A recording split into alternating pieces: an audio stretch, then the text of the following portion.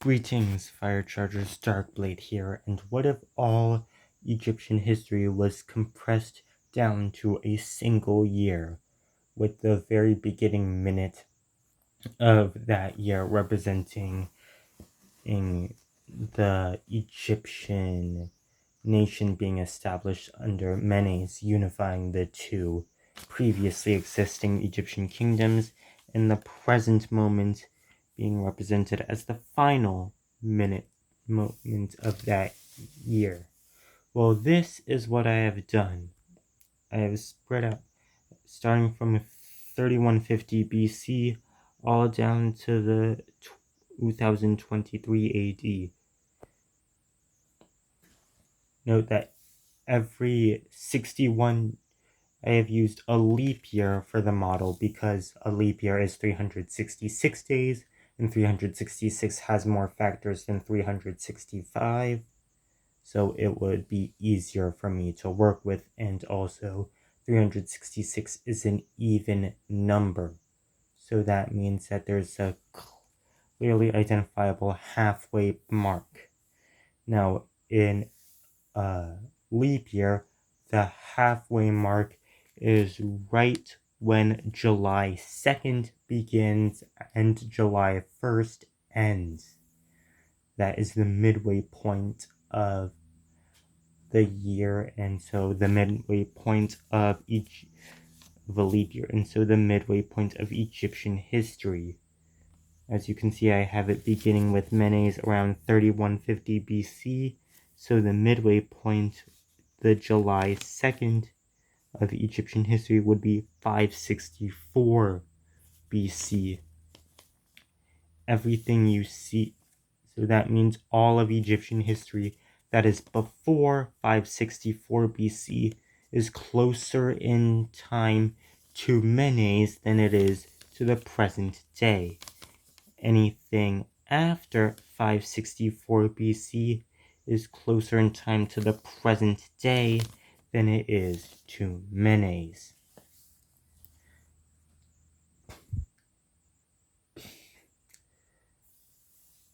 I have this divided into 12 periods, also known as months. They correspond roughly to the month boundaries on the Gregorian calendar, and each of these periods corresponds to a span of about 431 years.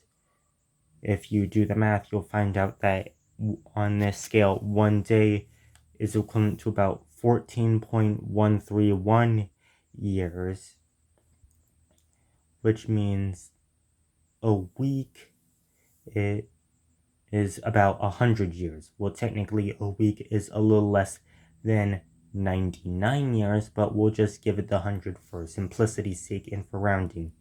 8 days is a little over 113 years. So as you can see, we have Egypt was founded by Menes on January 1st. That represents 3150 BC. The next point here is 2719 BC. That is represented by January 31st at 12 p.m. And the oldest inscription of a full Egyptian sentence is from about 2690 BC in the tomb of the second dynasty pharaoh Seth-Peresben. That is about 28 years after this point. So we would just skip forward 2 days, since 1 day is a little over 14 years. So the oldest full sentence extant in Egyptian comes from about February 2nd. You see that 2288 BC, that corresponds to March 2nd at midnight when the day begins. By the way, the Great Pyramids were built about 2560 BC. BC, so that is March 2nd. Since this is a leap year, February has 29 days. So March 2nd, 31st, subtract 2 weeks to subtract 2. No, subtract 3 weeks to subtract 300 years. Okay. No. So add a week, about 100 years to this. That would be 2619 BC. So go forward about 11 days from here, about 154 years. We get to 2565 BC. That's around when the Great Pyramid was built, which would be February 11th on this time scale. And I think the Old Kingdom falls sometime in early March. By the way, the Akkadian Empire is also extant in here in March.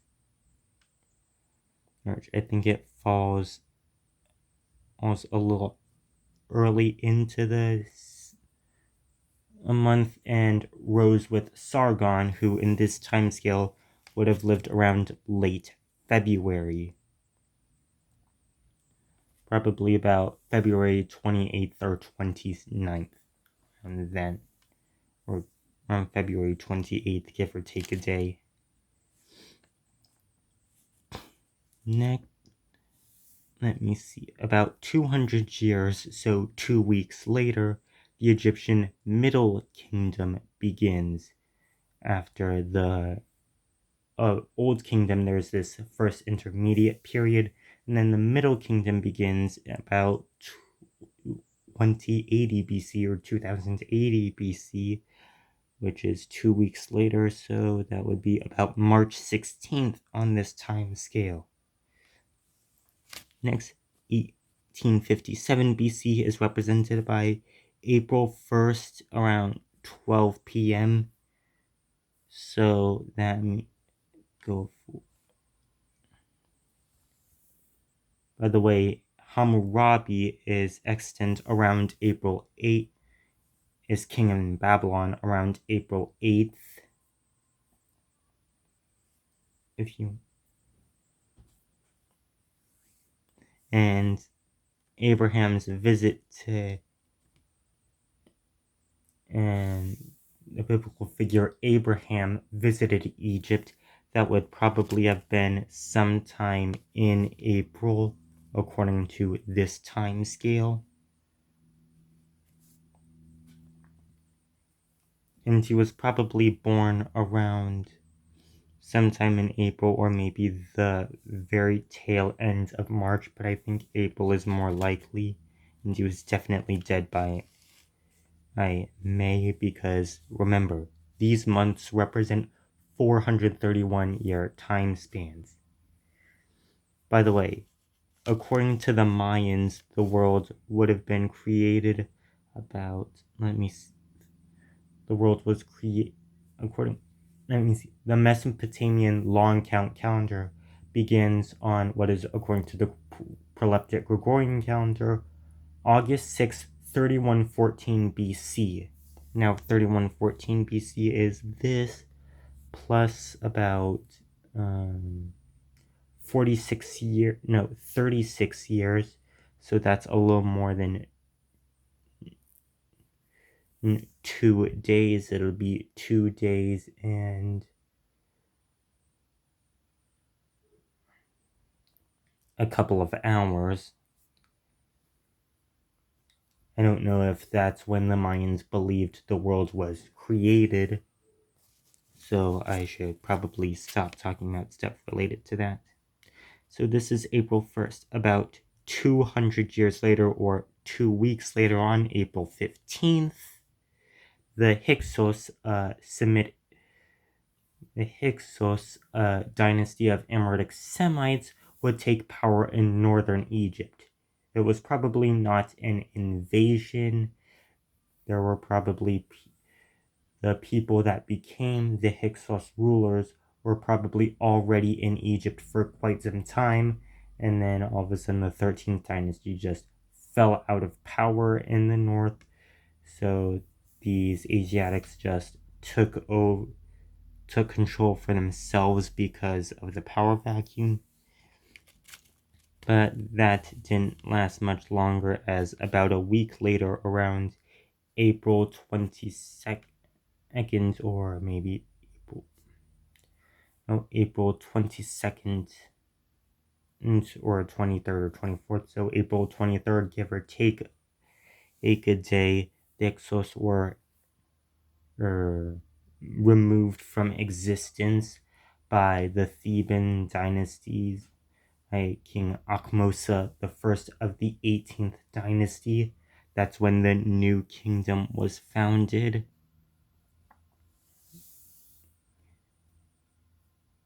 And by the way, it was most likely during the Hyksos that Joseph would have served his tenure. Our next major mark is May 2nd at midnight. That represents 1426 BC. This is around the time that Amenhotep II becomes pharaoh of Egypt. No, he was not reigning like 20 years prior.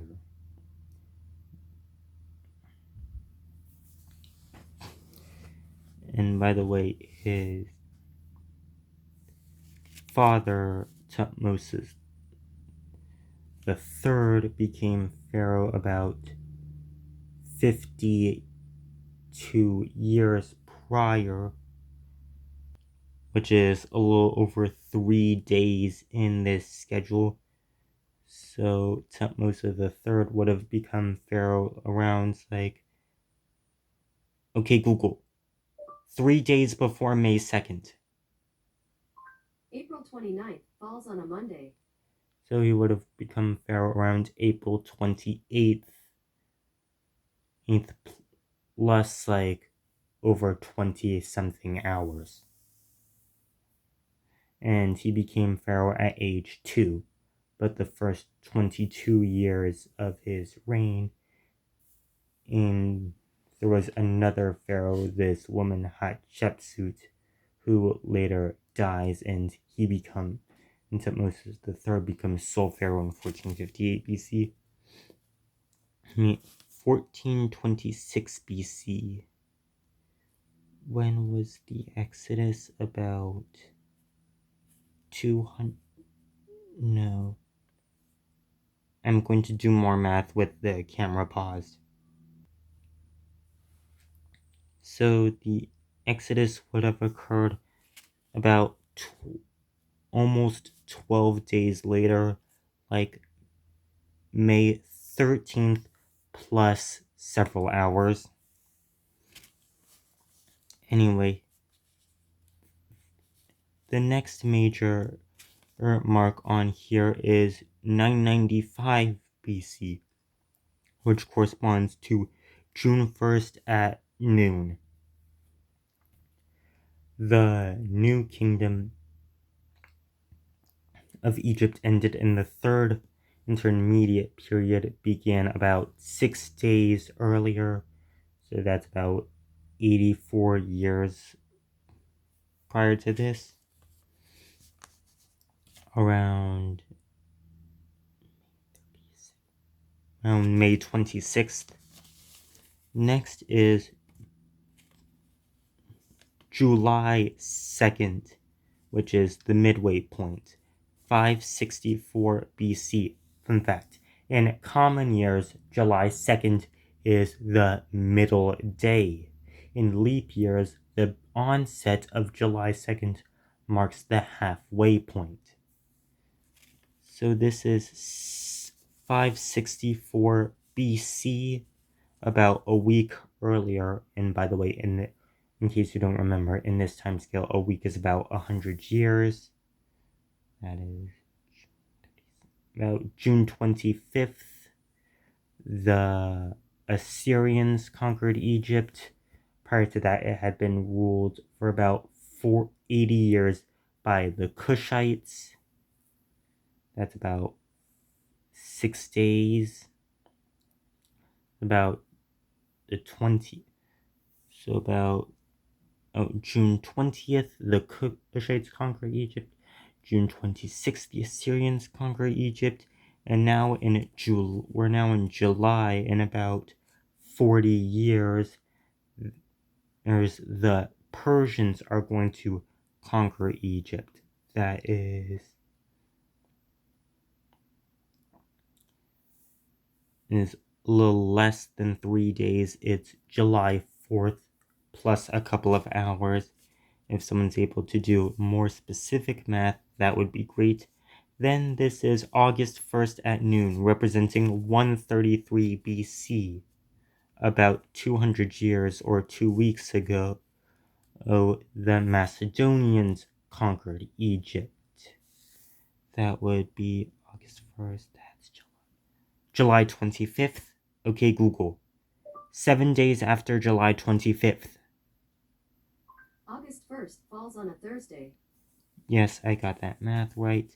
And after the Macedonian king Alexander the Great dies, his realms are divided amongst his generals, with Ptolemy and his line getting Egypt.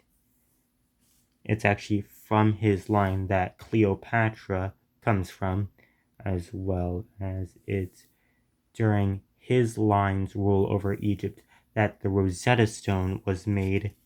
It's actually about 60 years, so about 4 days before this point, around July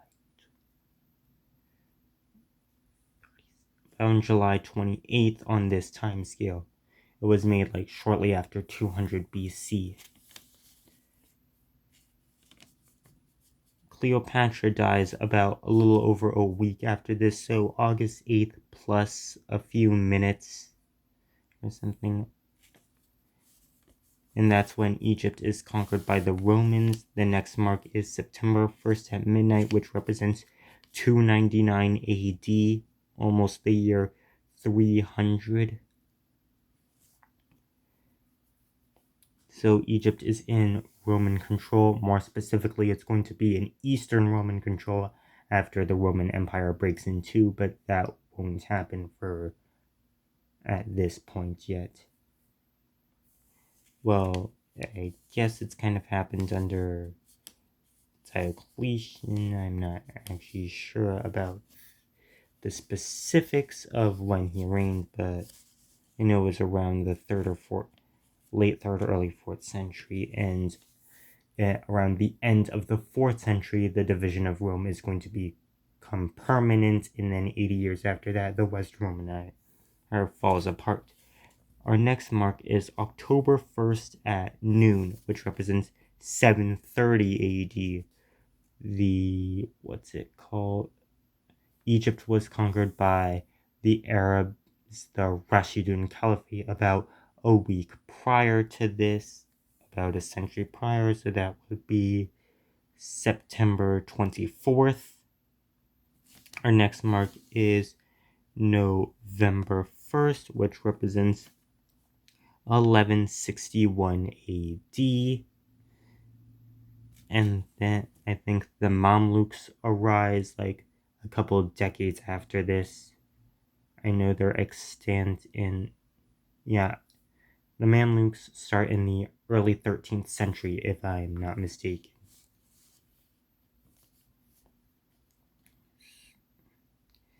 Next is December 1st at noon, which represents 1592 AD. This is quite some time after the Middle Ages ends. The Middle Ages is a heavily mythologized part of history. Many people believe various misconceptions about it. Anyway, the Ottomans would have conquered Egypt a couple of decades before this, so maybe like 5 days or so, November 26th, around that. And here is the present day. December 31st at 11:59 p.m. Egypt gained independence from the British in 1922, shortly following the First World War, so that would be about a little over a week before this, so late in December 24th, and then there's so that's all for this video. Make sure to like and subscribe. Goodbye, Fire Chargers, Dark Blade out.